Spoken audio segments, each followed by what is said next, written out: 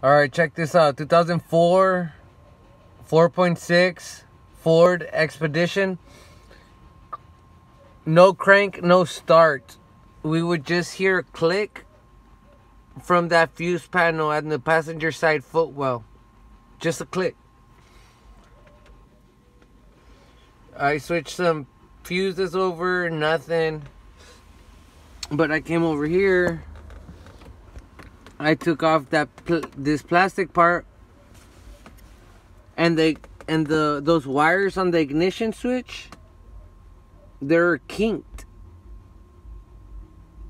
thus not making enough connection, I guess, or anything.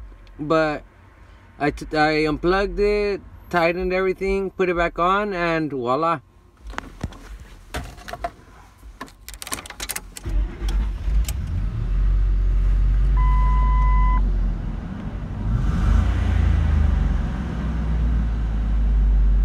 I hope this video helped you.